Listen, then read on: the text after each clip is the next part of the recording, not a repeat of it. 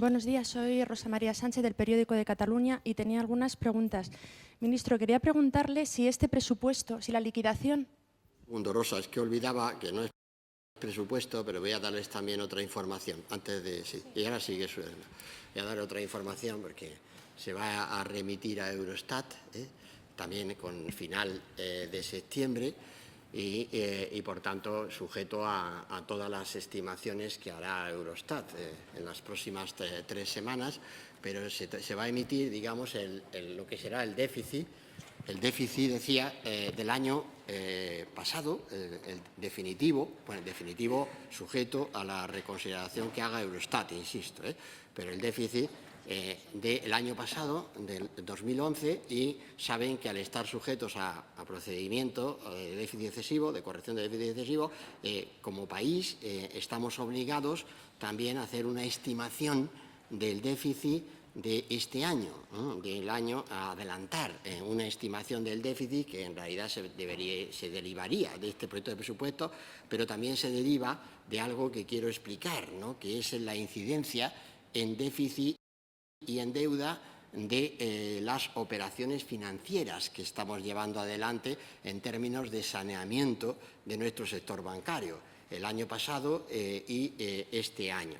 De manera que, por eso, prefiero explicarlo, porque si no los datos, ya no, los datos van a aparecer ahí, datos que hay que explicar de qué vienen y de qué no vienen. Pero digo, antes del dato, doy una explicación. Todo lo que se deriva del déficit de operaciones financieras no computa en la corrección del procedimiento de déficit excesivo, ¿de acuerdo? Una cosa es los objetivos de déficit marcados. Este año es el 6,3, ¿de acuerdo? Pues todo lo que venga de operaciones financieras se consideran operaciones one-off y no computan en lo que son los procedimientos de corrección del déficit excesivo. Eso es así, digamos, para que lo tengamos todos claro, porque si no es como si apareciera un asterisco, ¿no?, en ese total, ¿no?, para que lo distingamos y pedirles a los medios de comunicación que hagan la distinción, porque si no parecen unas cifras extrañas, ¿no?, anómalas, y son las cifras que se van derivando de ese proceso de saneamiento financiero, pero insisto, son recursos públicos, pero que las entidades se comprometen a devolver, no son de la misma naturaleza, pero son recursos públicos que se aplican en el saneamiento de entidades bancarias, que les insisto, es una operación fundamental para que vuelva a fluir el crédito bancario en nuestro país, ¿no?, tal como se está planteando. Bueno, pues el déficit del año pasado, el déficit, por tanto, está... Ya que no lo tengo aquí, estoy diciendo que lo voy a anunciar en 8,96 descontado el 0,48 de operaciones financieras. No, pero eso es, pero bueno, el total sería que es un total provisional, no insisto, pero sería 9,44 el año pasado, del que de operaciones financieras realizadas el año pasado serían 0,48 el año pasado, insisto, por tanto, el de las administraciones públicas sería el 8,96, 8,96, o sea, está rozando ese 9, era el que... Por supuesto, todo esto es lo que ahora también lo traducimos en lo que verán la evolución de la deuda que tendrá en este presupuesto, también, pero esto es importante matizarlo, porque todo lo que sea déficit, por ejemplo, aflorado de administraciones públicas, toda la operación proveedores, que se acuerdan que eran deuda comercial, pasada después a deuda de administraciones públicas este año, este no está en el 2011, sino en el 2012, o sea que esto es todo el ajuste. Y para este año, este año enviamos el 6,3 a administraciones públicas más 1,1 de operaciones financieras de este año, más 1,1 de operaciones financieras. Ese sería lo que va a enviar a Eurostat. Por tanto, insistimos en el 6,3, que es el déficit sometido al procedimiento de corrección, y lo otro es operación financiera de una vez, que esa sería lo que estamos enviando, porque, insisto, las obligaciones que tenemos es hacer el cierre, por supuesto, pero también la estimación de este año que se corresponde con los presupuestos que acabamos de presentarles. Bien, perdón. Es que si no lo explico, no sé si será mejor, pero quiero decir, déjeme que lo intente, por lo menos, ¿no? Que explique.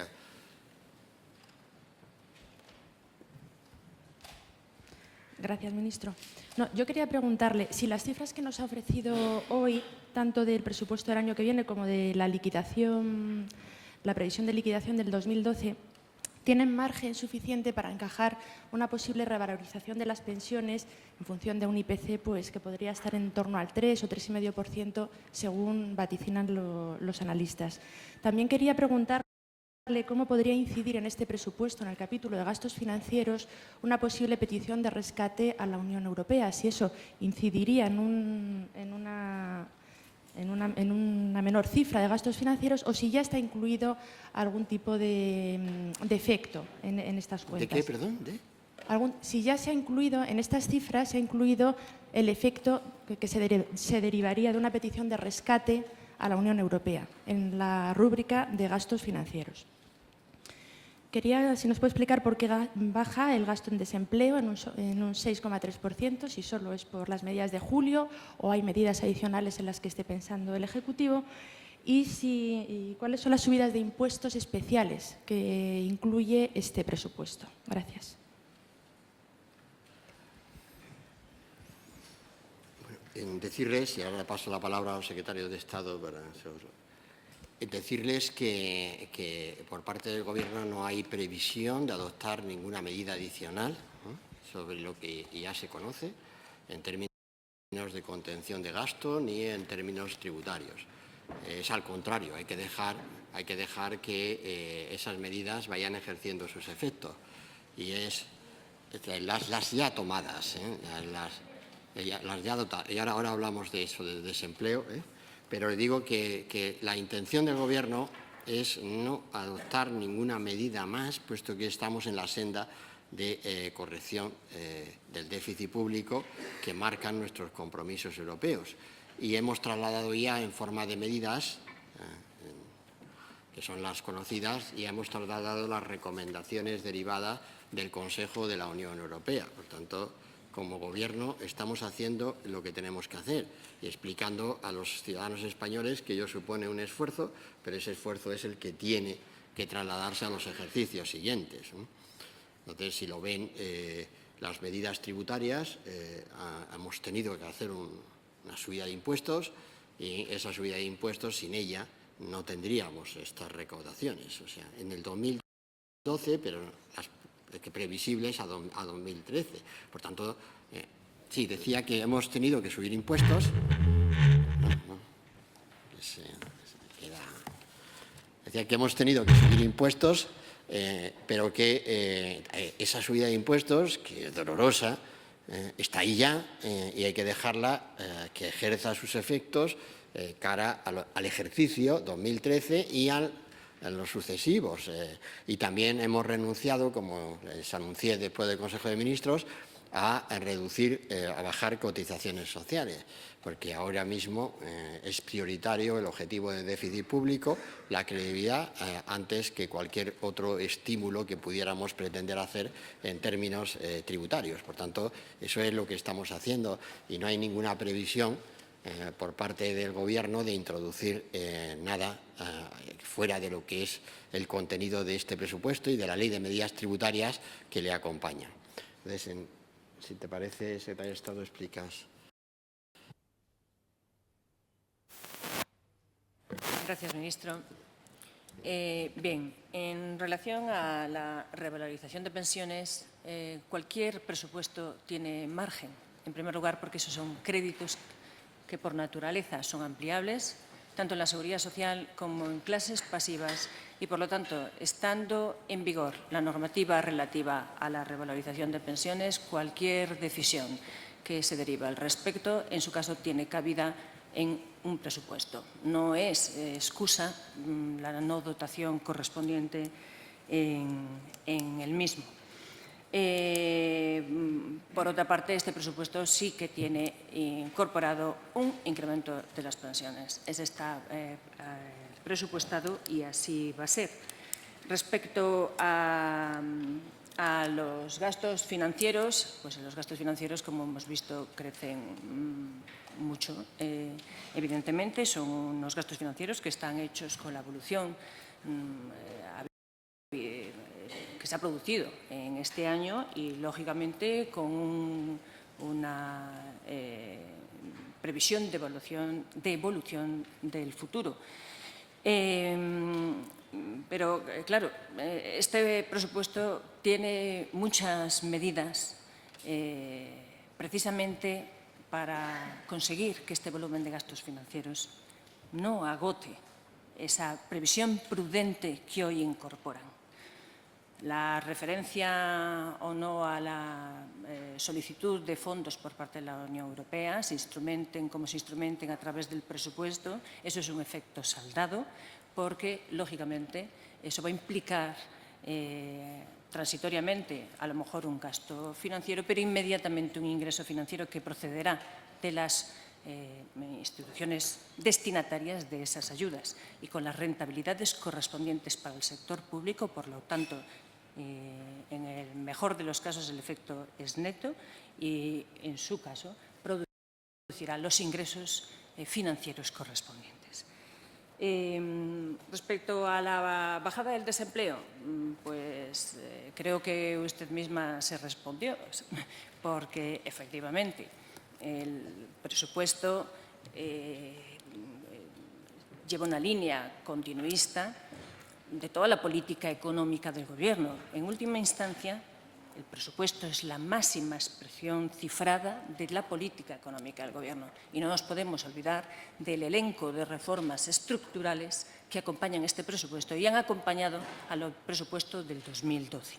Sin ir más lejos, las medidas derivadas del Real Decreto Ley 20 del 2012, como es ajustar el cómputo de las rentas imputadas al patrimonio para el acceso a subsidios, o como es la eliminación del subsidio especial para mayores de 45 años que agotan la prestación contributiva, o la racionalización del subsidio para mayores de 52 años, o la exigencia de haber trabajado anteriormente para la renta de inserción social, o la prestación de desempleo que modera su distribución, 70% en los primeros 6 meses y 50% a partir de ahí, o las modificaciones de las prestaciones y subsidios ligados a la contratación a tiempo parcial, nos permiten, sin duda, estimar que la prestación por desempleo va a bajar. Pero, además, el cuadro macroeconómico lo atestigua, porque en ese cuadro macroeconómico tenemos una destrucción de empleo que es poco significativa. Y, por otra parte, también en este momento tenemos los indicadores adelantados de comportamiento económico del tercer trimestre, que nos indican que no vamos mal encaminados a ese 0,5 de crecimiento de PIB del año que viene. Un efecto similar ya se produjo anteriormente, entre el 2009 y el 2010, que en la medida en que empieza a producirse un cambio de la curva, la prestación por desempleo, el número de perceptores de prestación por desempleo disminuye.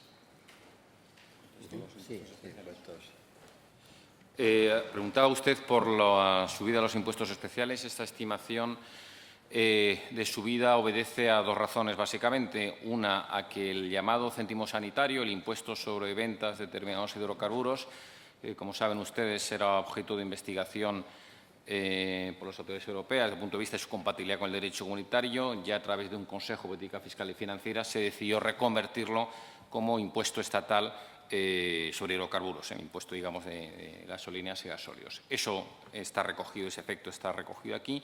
Y otro efecto es la desaparición del tipo cero para los biocarburantes. España tenía concedido hasta este año, cuando se aprobó la directiva de impuestos especiales, digamos, de impuestos de la fiscalía energética a nivel comunitario, la posibilidad de aplicar un tipo cero a la fabricación de biocarburantes. Este año expira y, por tanto, ese tipo de productos ahora pasa a tributar como aquellos carburantes a los que se incorporan, biodiesel, bioetanol, etcétera, etcétera. Y ese es lo que está recogido en esta estimación de subida. Hola, buenos días. ¿Funciona? Sí. Amparo Estrada, de la agencia Colpisa. Yo quería insistir otra vez en el tema de las pensiones y le rogaría al ministro que si por favor me puede contestar solamente sí o no, a ser posible, para que todos ya nos aclaremos. El Gobierno va, aparte de subir las pensiones un 1% el año que viene, va a pagar la desviación del IPC que se produzca en noviembre y la va a consolidar al año que viene. Me gustaría, porque como no quedó claro en la rueda de prensa del Consejo de Ministros para muchos y para mí ahora tampoco, la verdad, pues si me puede contestar sí o no. Y luego tenía otras preguntas. En la deuda pública entiendo que en los porcentajes que da incorporan los 40.000 millones que van a pedir del rescate a la banca en la deuda pública de este año.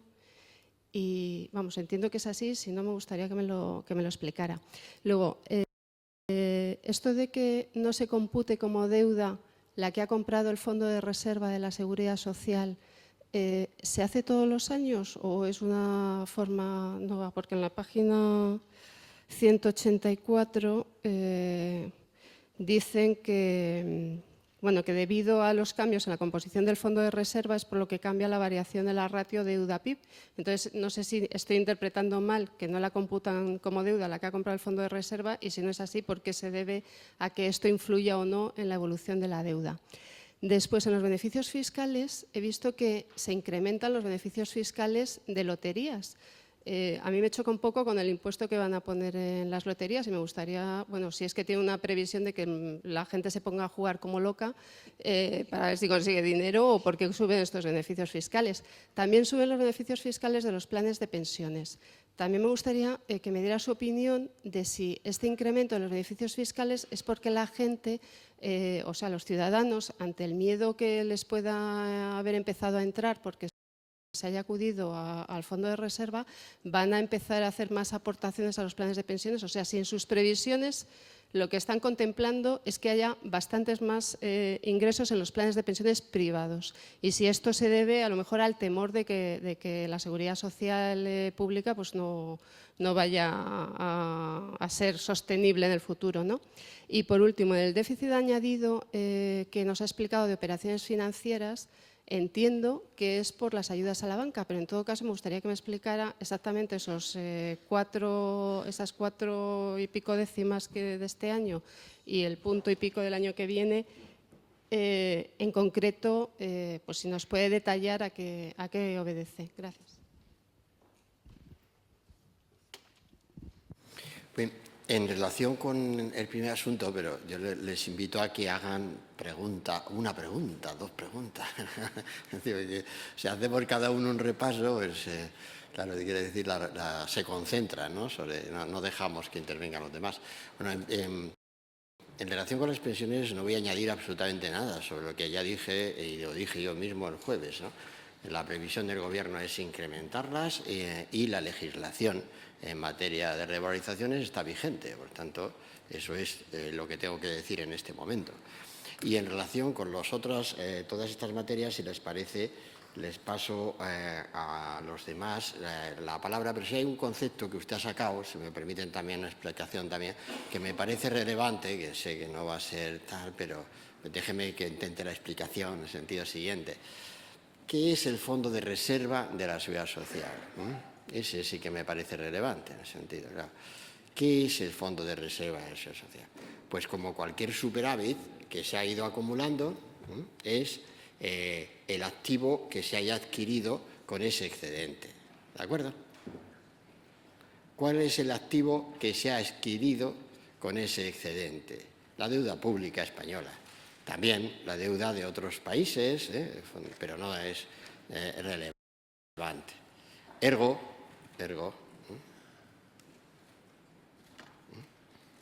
pues está claro. Entonces, o sea, quiere decir que eso es lo que significa el Fondo de Reserva. Entonces, por eso decía, ¿es dramático utilizar el Fondo de Reserva? En absoluto. Vamos, es decir, Es que, ¿por qué no lo es? Pues porque en realidad lo que estás haciendo otra vez es un intercambio entre posiciones financieras de la administración pública. Está para utilizarlo. Está para utilizarlo. Otra cosa, ¿el fondo de reserva es un proceso que es una capitalización de pensiones a futuro? No, no lo es. No lo es. Recuerdan el debate de hace algunos años, de verdad. No lo es. No, es que si había que aplicarlo, tal, no lo es, porque además es una figura también extraña que lo sea, ¿no?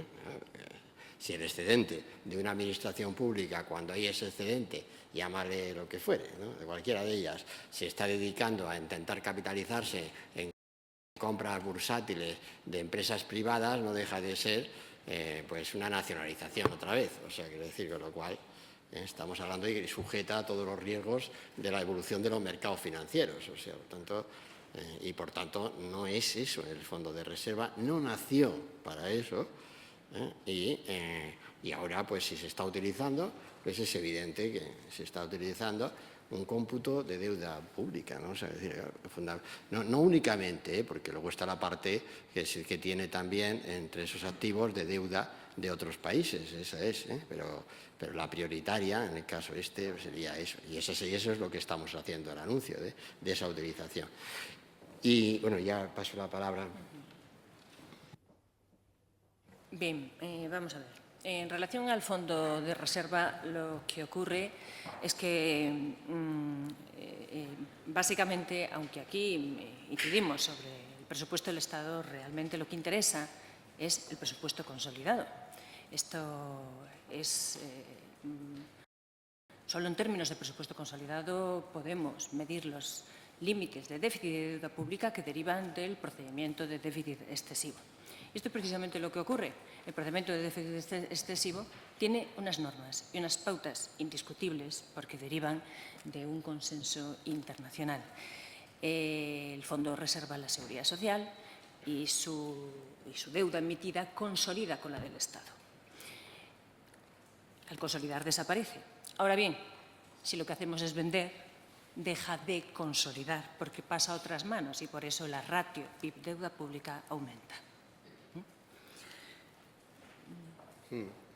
Y luego las operaciones que preguntaba son las que conocen, las que se han hecho el año pasado y las que se están haciendo este año, pues ya las conocen también. Son las que se ha hecho fundamentalmente con Bankia, Banco de Valencia, es decir, son las operaciones y eso computa, como decía la secretaria de Estado, ¿no? Eso, bueno, yo ya lo he presentado, eso computa, pero lo que se hace con este proceso es sanear la entidad y la entidad queda comprometida a hacer la devolución de ese préstamo, pero en tanto que se hace, evidentemente se está considerando formalmente en términos de déficit público, ¿no? De aportación de capital, que como a cualquier otra entidad que vaya destinada, pues es el déficit público. Lo que pasa es que al ser de una vez no computa, esta es la norma de la Contabilidad Nacional, no computa dentro de la corrección del déficit de procedimiento excesivo, que lo que busca, como ustedes saben, es la corrección del déficit estructural que tienen los países, ni siquiera busca, no le importa este tipo de operaciones, bueno, le importa, todo tiene importancia, pero me refiero a que ojalá no tuviéramos que hacerlas, pero tenemos que sanear para que vuelva el crédito bancario, pero decía que no le importa tanto como la evolución recurrente de ingresos y de gastos públicos, que es lo que garantiza a los servicios públicos que reciben los ciudadanos. Y por eso buscamos tanto el déficit estructural. Este año España va a hacer una reducción del déficit estructural muy elevada, entre el 2,5 y el 3 puntos de PIB. En unas circunstancias de caída de actividad económica, si estamos haciendo esta política, es evidente que cuando estamos diciendo, sentamos las bases tanto de gasto como de ingreso para los años siguientes, estamos, por tanto, no ateniendo a la consecuencia del ciclo y estamos corrigiendo y haciendo una corrección que no se ha hecho en los ejercicios anteriores. Por tanto, ese es el plan 2013-2014 que enviamos en su momento a Bruselas, ¿no? Y esta parte, el presupuesto, es la primera desarrollo de ese plan, de acuerdo con las instituciones españolas, que tenemos que traerlo a las Cortes españolas. El Gobierno no puede suplir jamás, ¿no?, en una propuesta lo que son sus órganos institucionales, como no se le ocurriría hacer a ningún país de la Unión Europea. Somos democracias parlamentarias y, por tanto, los trámites son la presentación de ese desarrollo, pero ve cómo en realidad se distingue incluso en el propio procedimiento de déficit excesivo lo que son medidas one-off y lo que es medidas recurrentes que quedan ahí y que van a corregir los efectos del déficit, que por eso, como ven, desde el seguimiento se insiste tanto en el déficit estructural, en el componente de déficit estructural, que no es fácil explicarlo, menos en una rueda de prensa. No, es muy difícil abrir un telediario informativo, ¿no?, diciendo una corrección de déficit estructural, ¿no? Pues se entiende lo justo, pero sí es importante el que se haga, ¿no?, ese procedimiento, porque eso es lo que da seguridad y fiabilidad a la continuidad de los servicios públicos que recibimos todos los ciudadanos.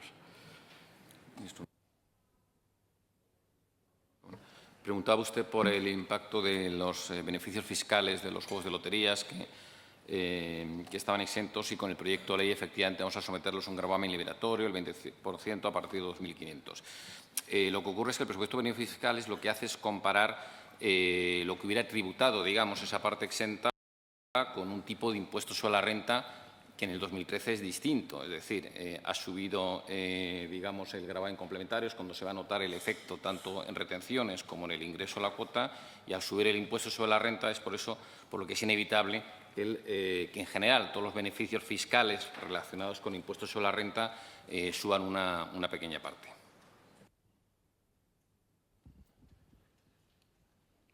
Hola, soy Ben de Bloomberg. Tenía un par de preguntas sobre el contexto macro. Su previsión, o bueno, la suposición para el yield a 10 años es un 5%, niveles que no hemos tocado en 2 años más o menos.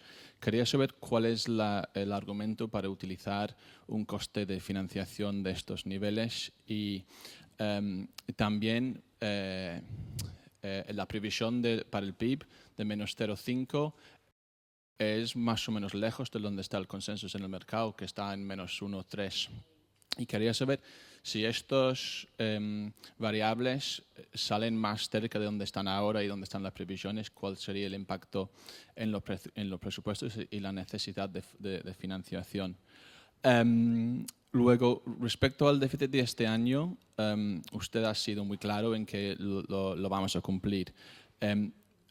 A mí me cuesta entender exactamente cómo funciona esto, dado que el Estado está ya en 4,77, las regiones en 0,77 y la Seguridad Social también tiene un déficit pequeño que nos lleva casi por encima del 6% al mes de agosto. Entonces tenemos 4 meses más y casi sin margen para nada. Y finalmente, este año, en estos presupuestos, el énfasis está más en recortes que en subidas de impuestos, que es una apuesta más o menos ideológica. Hay mucho debate si la austeridad se hace mejor vía recortes de gastos o subidas de impuestos. En los presupuestos del 2012, usted hizo mucho más esfuerzo en la subida de impuestos. Y quería saber si a usted ha tenido un cambio de ideología o un cambio de postura sobre esta pregunta. Muchas gracias. No, está muy bien preguntado, ¿no? Es decir, uno se transforma en meses. No, lo que ocurre es que España tiene el año pasado cierra con un nivel de ingresos sobre el Producto Interior Bruto del 35%. 35,1%. A mitad de los 90, como se veía en los libros estos, el libro de reformas estructurales, la presión fiscal, que llamamos a ese ratio, sobre el Producto Interior Bruto en el año 96 era de un 37, más de un 37,5. Con un PIB per cápita en el año 96 que era la mitad que el actual. La mitad. O O sea, estamos en un PIB, hoy España es un país desarrollado, entonces es un país en renta per cápita media, somos un país de la Unión Europea, entonces no lo éramos. No lo éramos. Entonces estábamos en torno a 13.000 euros per cápita y hoy estamos en un país con 23.000, 24.000 euros per cápita. No estamos en un país de esos que nos ponen ahí esas fotos, alguna prensa internacional, ¿no? Es decir, tenemos muchos problemas, pero igual que esos países de esos medios donde tienen esas fotos, donde hacen esas fotos, porque vamos, las fotos, es decir, de este país no se corresponden, o sea, con lo que es realmente la realidad y la realidad económica del país. Bien, entonces esto quiere decir que España, el nivel de recaudación, hay que mejorarlo y la diferencia de cuando uno es ministro de Hacienda, yo lo he sido 2 veces, entonces seguro que no seré 3, seguro que eso seguro, pero dar tiempo por edad ya, quiero decirles, pero he sido 2 veces ministro de Hacienda y en Ministerio de Hacienda la diferencia cuando estás es esta, que puedes hacer un presupuesto, no se puede hacer un presupuesto desde fuera, partida a partida, correspondiente, capítulo a capítulo, se hacen grandes epígrafos desde fuera y no se conoce. La recaudación se conoce, ¿no? Está publicada, tal, pero en el Ministerio de Hacienda la capacidad que tiene es de conocer quién paga impuestos. La diferencia es cualitativa. Yo que estaba antes he salido y he vuelto a entrar, ¿no? Entonces, ahora, para entendernos, me puedo meter en la máquina otra vez y digo, a ver, en relación a cuando yo era ministro de Hacienda, ¿quién paga y quién no paga impuestos? Entonces, ¿he cambiado ideológicamente? No. Lo que he visto es que hay, le voy a llamar sectores de actividad que antes pagaban impuestos y han dejado de pagar impuestos en España. Esa es la diferencia y eso lo lee usted en la política tributaria que estamos haciendo. ¿Ha cambiado ideológicamente? No, no. Lo que ha cambiado es el contenido, el origen de las rentas tributarias. Y comprenderá que a mí sí que tengo motivo para conocerlo. Quiero decir, perdonen que no sea más expresivo, ¿no? Quiero decir, no puedo. La ley no me permite ser más expresivo, pero lo tiene usted en la política tributaria. Lea la política tributaria y está claro que estamos haciendo esto. ¿Que esto le gusta a muchos de los que no pagan impuestos? Pues no le gusta nada, ¿no? Eso está claro, ¿no? Y yo leo la reacción, ¿no? Tal, oye, sigue haciendo aquello, tal, no haces esto y subes estos impuestos. Claro que subo esos impuestos, porque no están pagando. Y entonces, y por tanto, vamos a hacer un sistema más equitativo. Y como los que tenemos la ventaja de haber sido, como decimos en España, cocineros antes que fraile, pues cuando el fraile vuelve a la cocina tiene profesión, ¿no? Y ha sido cocinero y por tanto estamos haciendo esa política tributaria. No estoy haciendo una política ideológica, no, estoy recomponiendo una equidad tributaria que está bastante perjudicada en España por las razones que fuere, no voy ahora a esto, pero eso es lo que estamos haciendo. Y claro, esto sí tiene su lectura, tiene su tal, pero eso es exactamente lo que estamos haciendo. Y luego, por supuesto, cumplir con las premisas europeas, o sea que en eso estamos en ello. Ahora, eso no es óbice para que cuando cambiemos ese escenario económico, que como bien decía, usted con el coste financiero, es decir, es que lo que estamos haciendo es política para cambiar el coste de financiación de la deuda, no, de la economía del país. Ese es el objetivo.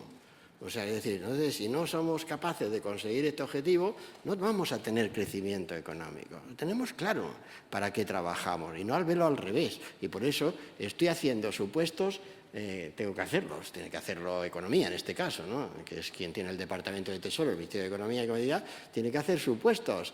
Bueno, pues trabajamos para que esos escenarios sean mejores en términos de costes financieros, porque nos estamos jugando la recuperación económica del país, ¿no? Entonces, y ahora, es decir, no aceptamos los costes financieros actuales, ¿no? Eso se entiende también claramente. Son inaceptables para un miembro de la Unión Europea. Estamos en una unión monetaria y no tiene ningún sentido en una unión monetaria esos diferenciales de primas de riesgo. Ningún sentido económico tiene, ninguno. Entonces ha llegado esta situación. ¿Por qué se ha llegado a esta situación? Porque está la duda sobre el euro. Esa es la duda. Y en el momento en que los mercados interpretan que el euro sí tiene solidez institucional, se calman. ¿Nos basta esa calma? No. Queremos mejorar la financiación. Y este es el escenario a eso conducimos esta política, ¿no? Y eso es lo que nos tiene que hacer cambiar el escenario de crecimiento en España. No al revés, no verlo. Es que llevan 14 meses, llevan 16 meses que no han conseguido esos tipos de interés. Claro, ya lo sé, claro que lo llevo. Y lo llevo si quiere, pero vamos, lo llevo en el corazón, lo llevo. Es decir, no, eso es lo que no hay que aceptar.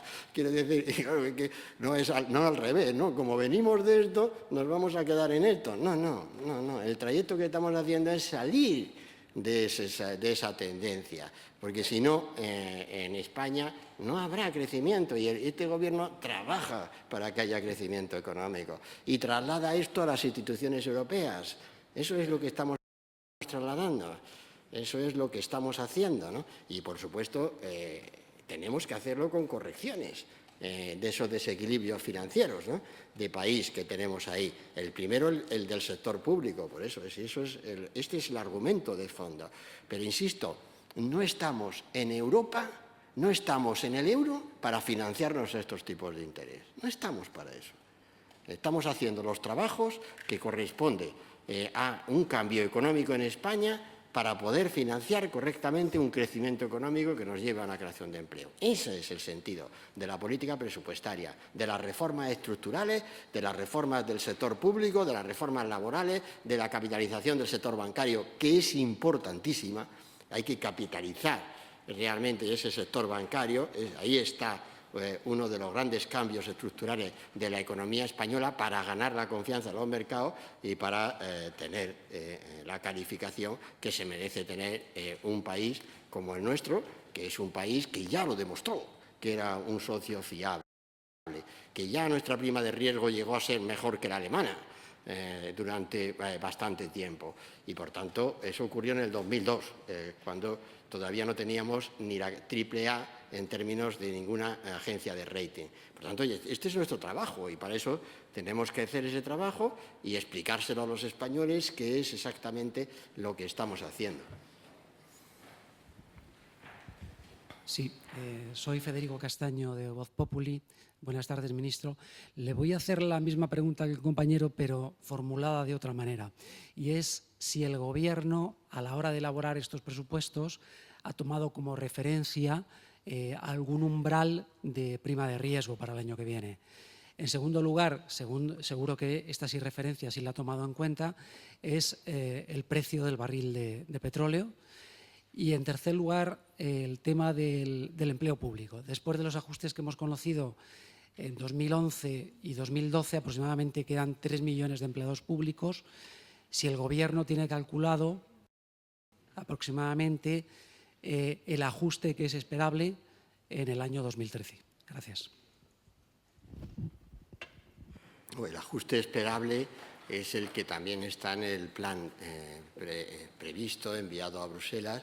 Son 13.400 millones de euros, ¿no?, la cifra de ese ajuste. Ese es el ajuste de 2013.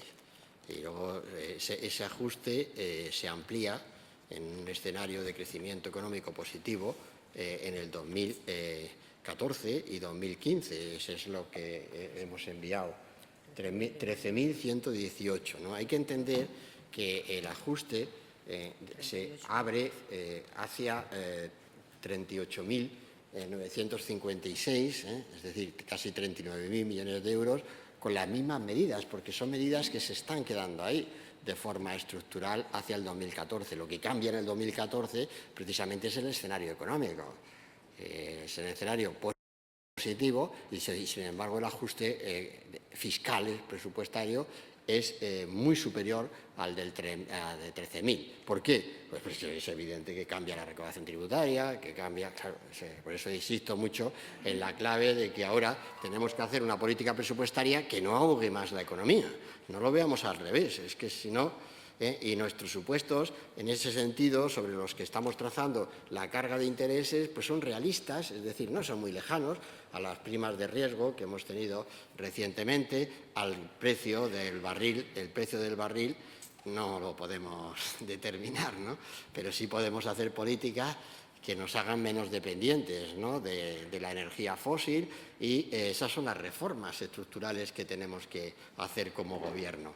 Pero eso todo tiene su tiempo, ¿no? Y por tanto tienes que hacer, de acuerdo, estimaciones con lo que son ahora mismo, pues, valores en términos realistas. Ahora, si conseguimos mejorarlos, ¿verdad?, que de eso se trata, hay que mejorar, ¿no? No hay que conformarse con esas estimaciones, ¿no? Pero hay que ser realista también para hacer unos presupuestos, porque si no... la crítica con fundamento sería que, efectivamente, ¿no?, que no está usted reconociendo desde las premisas actuales cuáles serían las cargas financieras o las consecuencias del precio de la energía, etcétera, que se está produciendo y su impacto sobre presupuestos. Sí, buenos días. Manu Álvarez, del diario El Correo. Ministro, quisiera saber si el gravamen que se va a aplicar sobre los premios de lotería se va a hacer mediante un impuesto especial ad hoc o mediante una modificación de la ley del IRPF. El asunto tiene su trascendencia porque hay comunidades autónomas que tienen capacidad normativa sobre el IRPF y, en consecuencia, tendrían que decidir si lo aplican o no. Depende de cómo se haga de una forma u otra.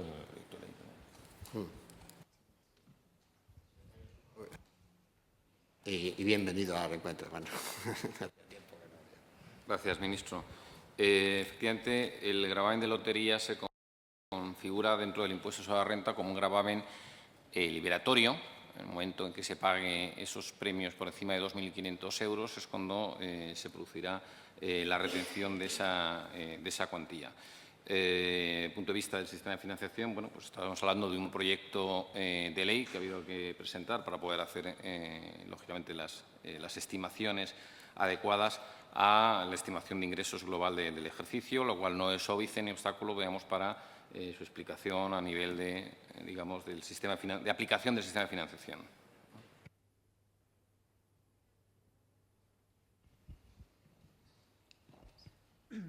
Hola, soy Mercedes Herrayer, de Expansión. Quería preguntar por dos asuntos. Primero, por la amnistía fiscal, que no aparece aquí recogida entre los impactos normativos de 2012, porque no está, y si tiene alguna previsión de recaudación, y si incluyen 1.500 millones de los dividendos, cuando se suponía que eran 750. Y luego insistir en la pregunta sobre más subidas de impuestos. Ustedes han hablado que están estudiando la tasa de transacciones financieras y más tasas verdes que hay recorrido. ¿Por qué no los han recogido en estos presupuestos? Gracias. No, le respondo a lo segundo ya, con la estimación de ingresos.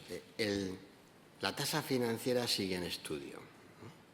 Es una figura novedosa que solo se aplica en un país de nuestro entorno, que está también siendo estudiado por la propia Comisión Europea en términos de directiva y, por tanto, pues está en la caja de herramientas.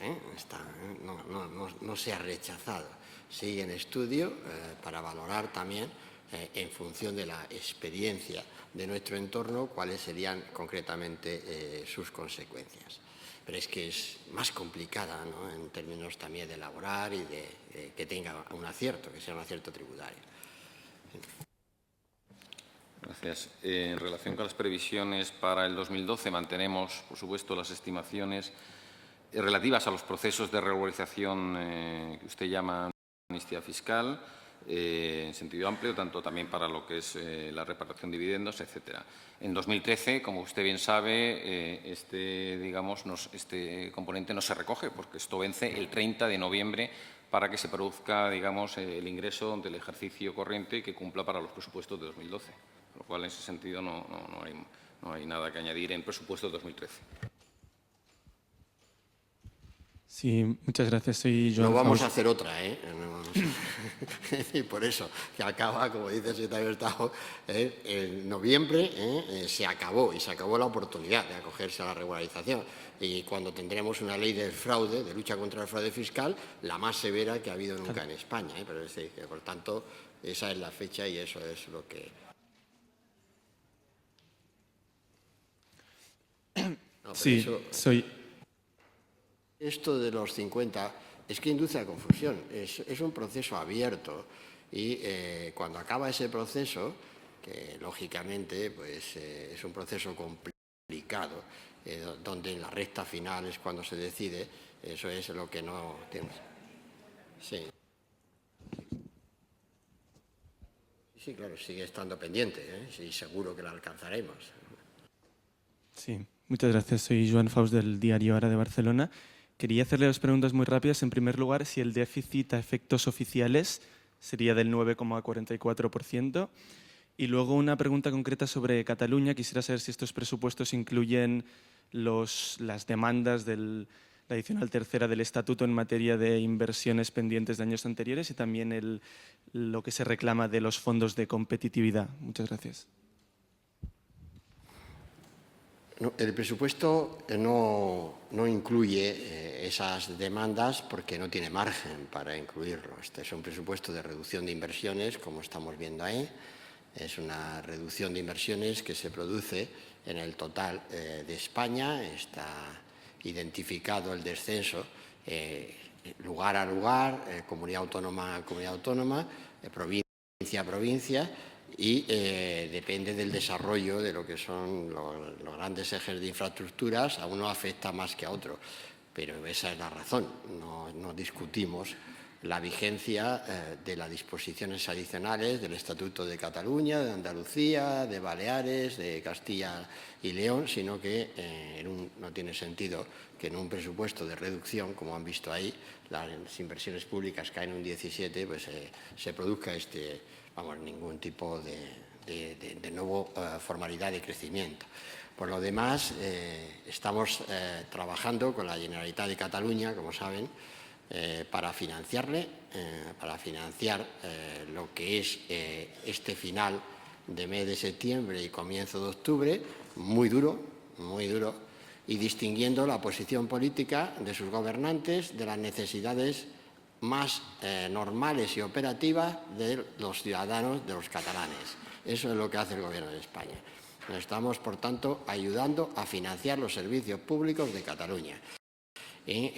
Como estamos haciendo desde comienzo de legislatura, y por tanto vamos a atender todos los vencimientos pendientes, desarrollándolos a través del Fondo de Liquidez Autonómica, donde efectivamente las primeras operaciones, las más cuantiosas, las más importantes, se refieren a Cataluña, no las únicas, pero sí que se refieren a algo que el Gobierno de la Generalitat debería reconocer públicamente, que está colaborando el Gobierno de España con la franqueza y la lealtad y sin introducir ninguna duda respecto de ello. Y además aprovecho para darles también el otro argumento, porque cuando alguien dice desde Cataluña que se está reclamando el dinero de todos, está olvidando cómo se financia el Fondo de Liquidez Autonómica.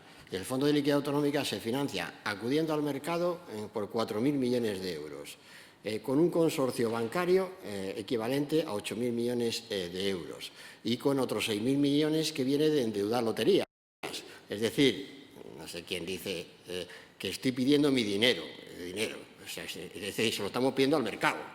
A ver si hablamos todos con propiedad, ¿no? En términos políticos, porque si no nos vamos a confundir unos a otros y sobre todo estamos confundiendo las opiniones públicas. Estamos pidiendo a los mercados, a los ahorradores, a las entidades financieras, un dinero para financiar servicios públicos en Cataluña y en los gobiernos que se están refiriendo y que se quieren acoger y hacen bien acogiéndose al Fondo de Liquidez Autonómica, que no tiene nada que ver con rescates, que no tiene nada que ver Esas son palabras, a ver si las erradicamos. Bueno, yo lucho contra la evidencia y no me voy a cansar de luchar contra la evidencia, pero bueno, esto no tiene nada que ver. Esto es apoyar financieramente la prestación de servicios públicos. Y eso se hace en situaciones excepcionales como la que estamos viviendo, no repartiendo los ingresos tributarios, que no hay, sino apelando a los mercados, como estamos haciendo con la garantía del Estado español para financiar esos servicios públicos, que es lo que debemos hacer primar de una vez, ¿no? En el debate político. ¿Qué era otra cosa? No, sí, la cifra oficial es la que les he dado, pero con el asterisco, ¿no? O sea, distinguiendo que de dónde viene una parte de ese déficit, pero la cifra oficial es 9,4, claro. Y en el caso, pero luego distinguiendo, claro, o sea, decir, porque es que si no distinguimos el porcentaje de déficit excesivo, pues entonces estaremos leyendo mal el resultado de esa cifra, ¿no? Incorrectamente, esa cifra. Pero la cifra es la que es, el total, obviamente. Señor Montoro, soy César Calvar de la agencia Colpisa. Quería preguntarle dos cositas muy concretas. La primera es si de aquí al final de año el Gobierno piensa cambiar la legislación vigente en materia de revalorización de pensiones. Además, quería preguntarle, la cifra que nos ha dado de gasto ministerial arroja una caída del 8,9%, que es menor que el 12,2% que nos dieron cuando publicaron el techo de gasto. ¿A dónde se han ido esos 3 puntos de ahorro? Y en relación con el PIB,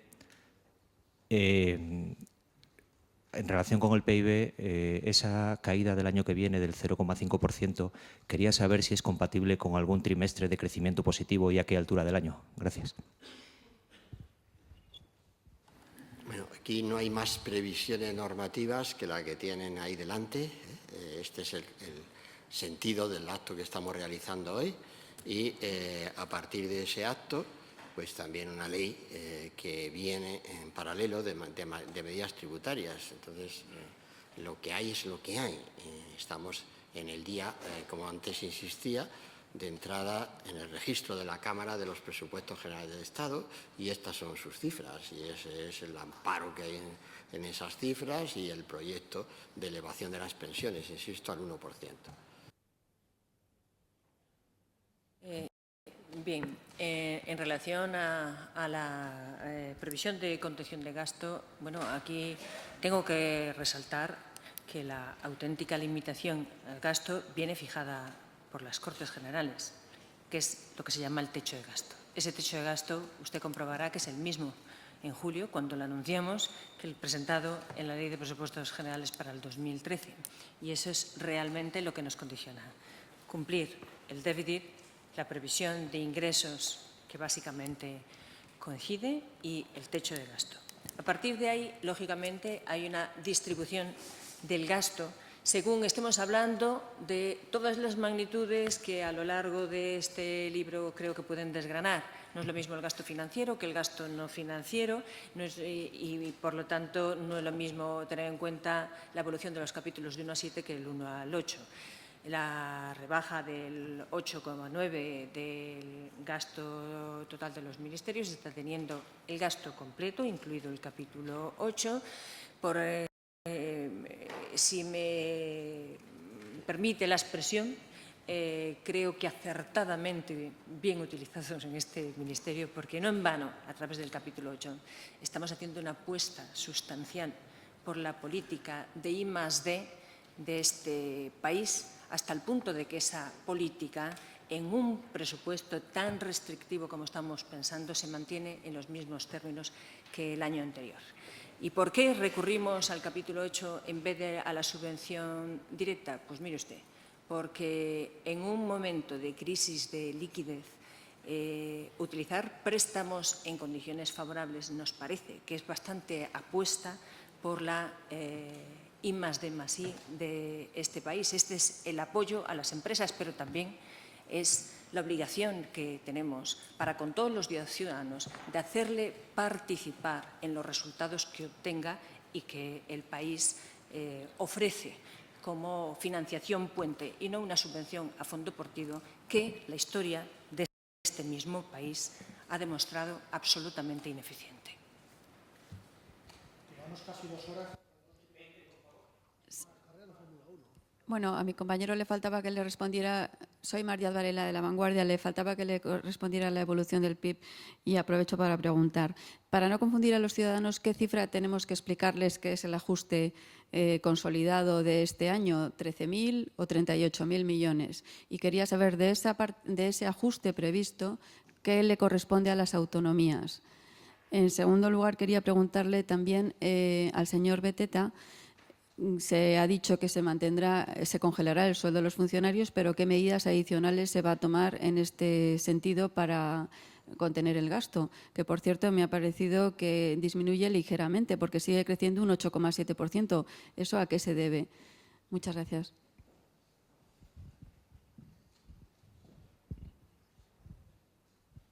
Gracias, ministro. Bien, en relación al ajuste, básicamente lo primero que tengo que aclarar es que una cosa es el ajuste en términos presupuestarios y otra cosa es el ajuste estructural que tiene comprometido nuestro país en la senda de convergencia. Eso es por ello que un ejercicio sin precedentes, como ha sido la elaboración del plan bianual, lo que ofrece es un resultado de las administraciones públicas en su conjunto y teniendo en cuenta, además, el diálogo permanente de esas administraciones públicas con el resto de la economía nacional. Por eso nada es comparable. Estos 38.000 millones que se ofrecieron y se presentaron a Bruselas en julio está teniendo en cuenta todas las administraciones públicas.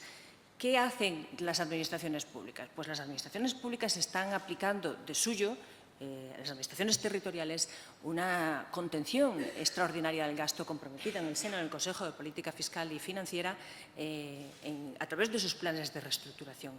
También están siendo beneficiadas por medidas de normativa básica como son las que se pusieron en vigor a lo largo de todo el 2012, pero que, lógicamente, esas medidas son de carácter estructural y siguen apuntalándose en los demás ejercicios. Las 38.000 millones del plan bianual también incluyen medidas tributarias y las medidas tributarias afectan al Estado y a las comunidades autónomas.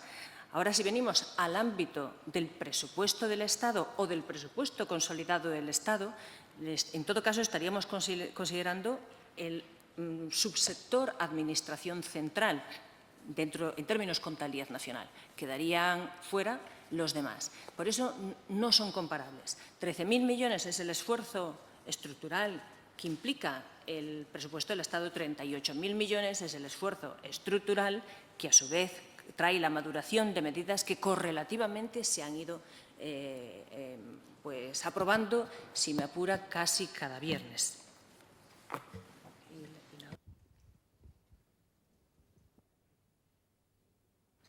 Sí.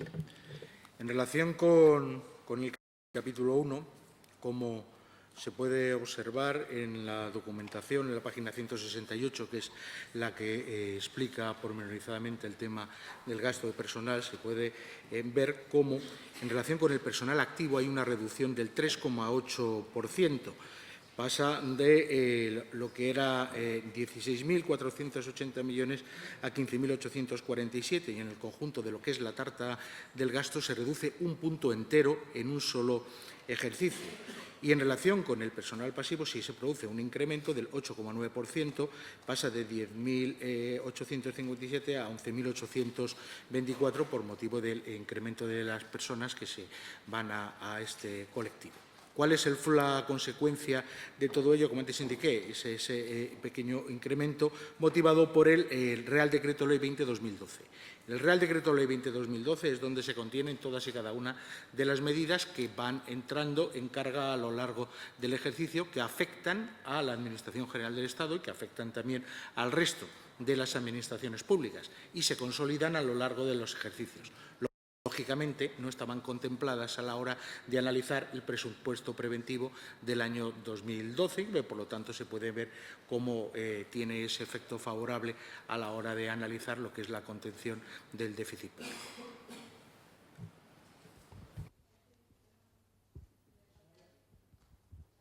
Sí.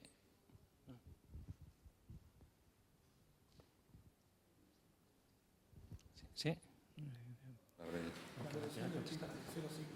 No, bueno, ya he insistido desde el comienzo, he insistido, vamos, en la propia presentación, he dicho que por supuesto que conocemos, que existen otras previsiones, que las valoramos, obviamente, y las ponemos también en contraste, pero que la diferencia de cuando un gobierno hace este tipo de previsiones es que son objetivos, o sea, que decir, es la diferencia cualitativa, o sea, que decir, y esos objetivos se aspiran a conseguir. Entonces tú haces políticas para ello, los demás hacen estimaciones.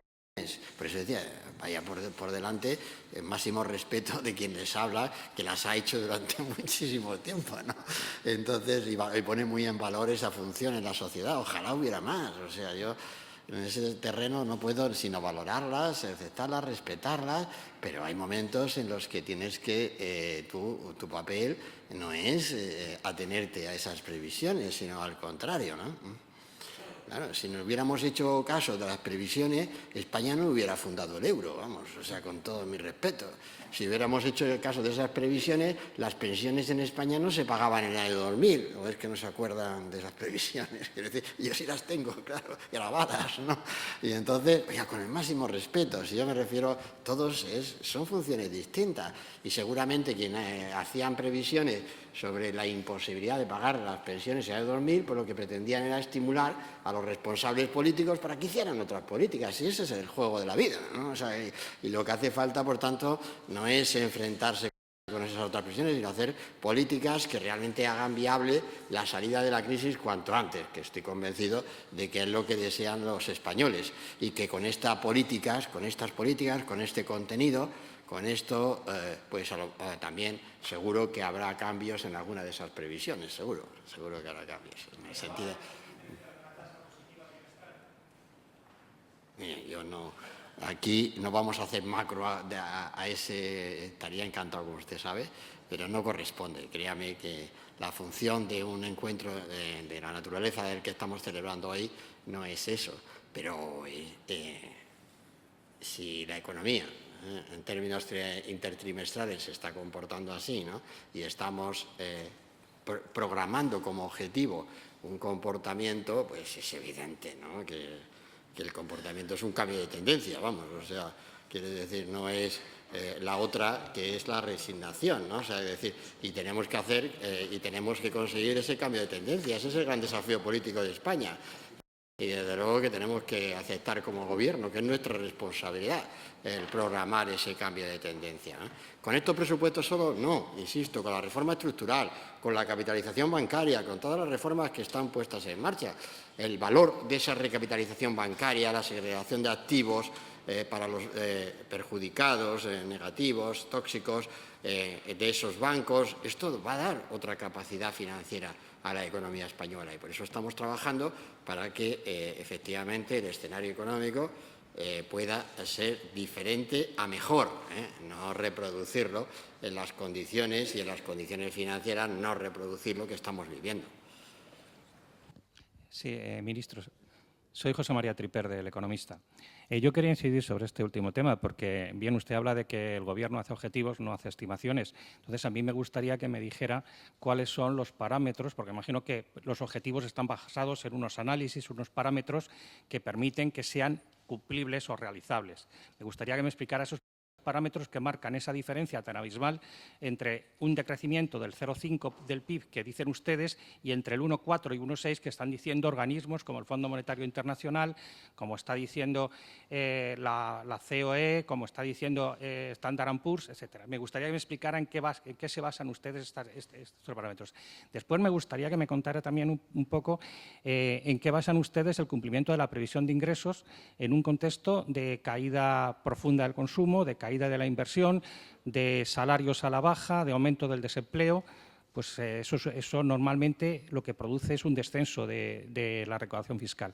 Y, en tercer lugar, me gustaría, en el tema del desempleo, pues sigo sin entender, a ver si me lo puede explicar usted, vamos a ver cómo se conjuga que una reducción de las prestaciones por desempleo con un aumento del número de parados, porque ustedes están hablando de un aumento de la tasa de paro. Entonces, eso supone que es que van a rebajar las prestaciones, que están contando con un descenso de la población activa o están contando con que más gente se va a quedar sin cobrar prestación. Gracias. No, yo estoy dispuesto a tratar, pero quiero decir, es que estoy repitiendo el argumento desde el comienzo de la rueda de prensa. O sea, ustedes son los que tienen que valorar ese argumento. Pero yo tengo que insistir en que el trabajo que estamos haciendo desde el Gobierno es cambiar las condiciones para que esas expectativas mejoren para el año próximo. A eso nos dedicamos desde el Gobierno. Y yo insisto que con todos mis respetos, respeto de otros. Pues, ¿qué hace un organismo internacional cuando lanza una determinada perspectiva? Le está diciendo, mire usted, país, no ya solo Gobierno, en estas condiciones, con estos supuestos, usted va a tener estos resultados económicos. Entonces, eso te hace. Entonces, los gobiernos recibimos esto como una llamada, ¿no? Es decir, oiga, pues vamos a hacer políticas para mejorar esa situación, sobre todo cuando estás hablando de la continuidad de una recesión económica como es esto, ¿no?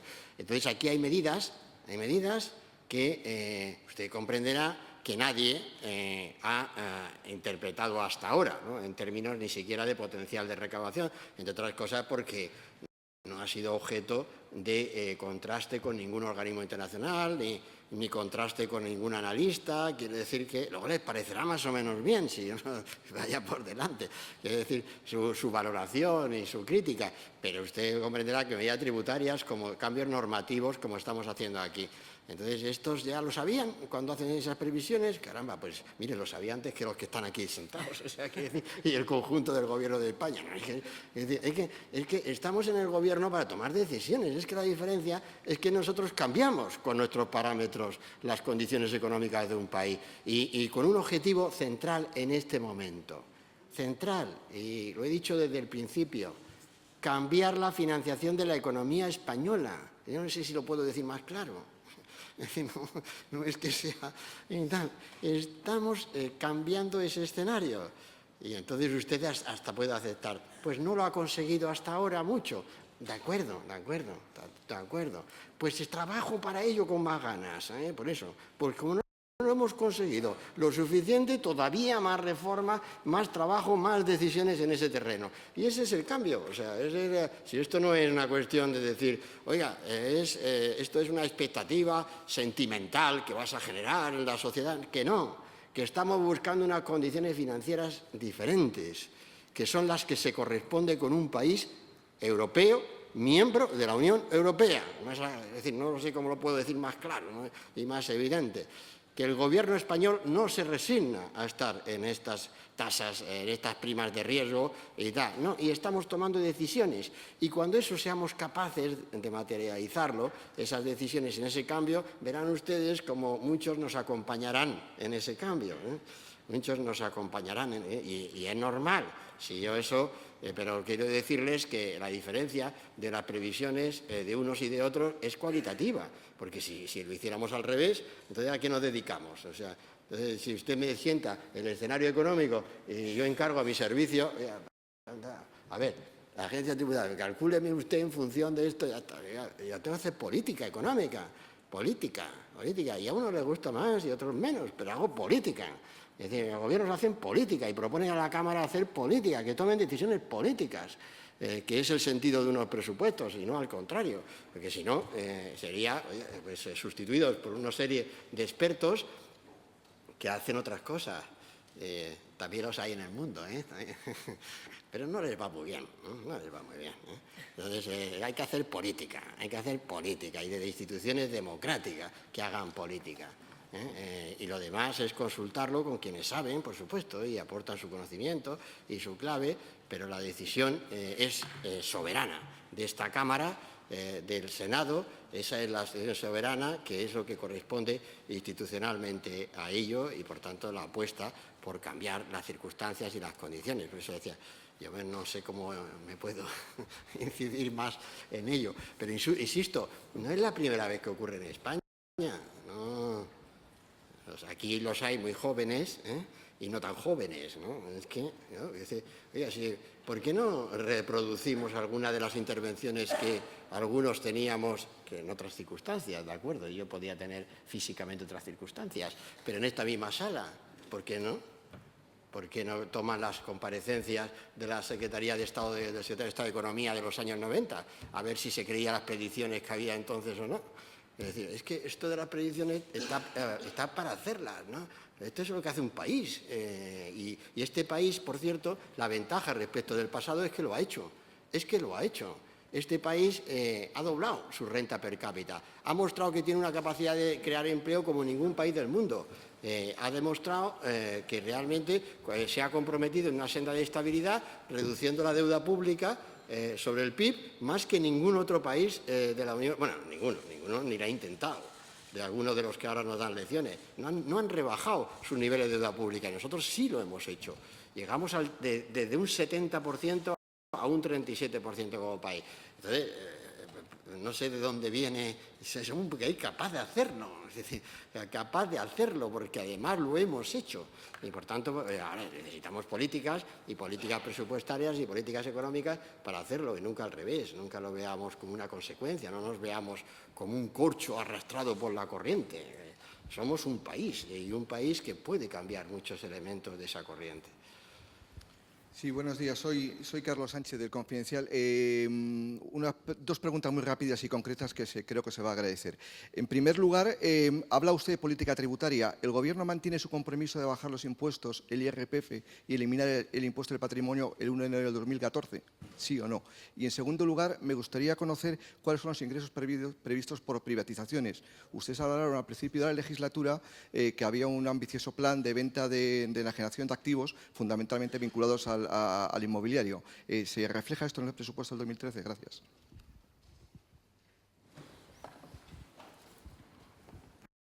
Empezando por esto último, esto es un cambio de esa circunstancia, ¿no?